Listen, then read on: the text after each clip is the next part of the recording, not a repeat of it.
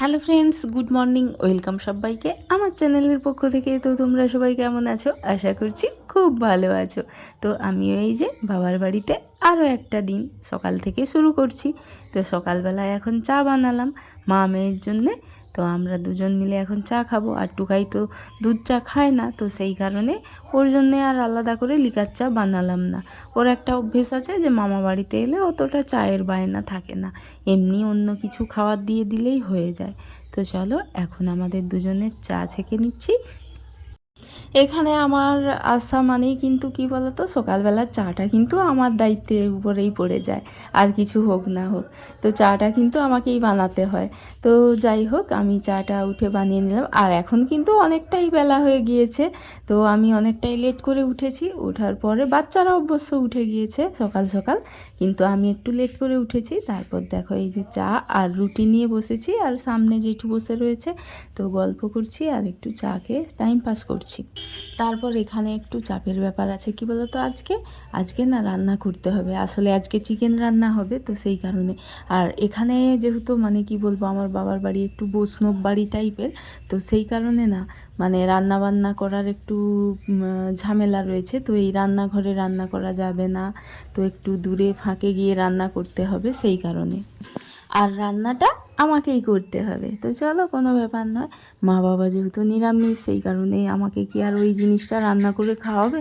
তো যাই হোক, নিরামিষের যেসব রান্নাগুলো সেগুলো একটু হাত লাগিয়ে দিচ্ছি। এখানে বানাচ্ছি এই যে দেখো উচ্ছে আলু পোস্ত, ওটা হয়ে গিয়েছে। তারপর এই যে মা কিছু সবজি কাটছে, আর আমি এখানে রান্না করছি তোমার ওই যে সার কচু হয়, তো ওটার রান্না করছি।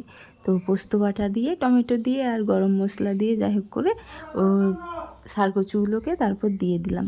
তো এটা রান্না হয়ে গেল। তারপর এই যে পটল ভাজা, শাক ভাজা, এই সমস্ত কিছু রান্না হবে। বাইরে একটু আওয়াজ হচ্ছে, আসলে সবাই কথা বলছে। তো দিনের বেলা আমি যেহেতু এটা এডিট করছি ভিডিওটা, আমার কাছে একদম সময় নেই, তো সেই কারণেই একটু কেমন জানি লাগছে। তো চলো, তারপরে এই যে রান্নাটা করলাম, তারপরে এই যে চলে আসলাম উপরে। ভাবলাম গরমের মধ্যে এখানে একটু কুলারের বাতাস খাবো, আর একটু কি বলতো, এখানে এসেছি ভিডিও এডিটিং করতে, তো সেই কারণে উপরে একটু ফাঁকা হয়, ফ্রি হয়, সেই কারণে আসলাম। না হলে কিন্তু উপরে আসাই হয় না। তো বাড়িতে যেহেতু উপরে থাকি, আর এখানে বাবার বাড়িতে এলে না উপরে একদম উঠতেই ইচ্ছে করে না, সত্যি কথা। তারপর দেখো ভিডিও এডিটিং করে তো সব কিছু কাজকর্ম সেরে এখন এসে গেছি চিকেনটা রান্না করতে।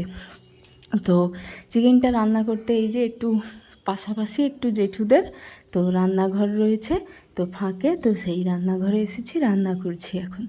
খুব গরম, প্রচুর গরম পড়েছে, তো এখানে সব কিছু জোগাড় জান্তি মা করে দিল, তো আমি শুধু রান্নাটা করছি।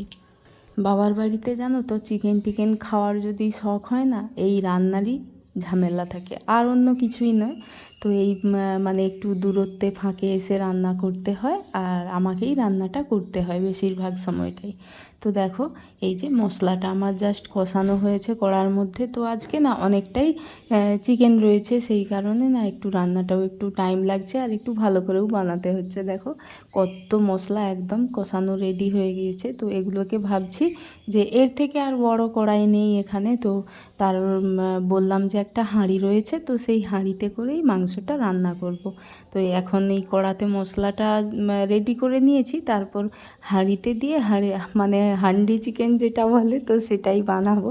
তো যাই হোক, এই যে দেখো অনেকটা ফাঁকের মধ্যে এসেছি, আর এই যে বাড়ি রয়েছে, আর বাইরের খুব খুব রোদ রয়েছে।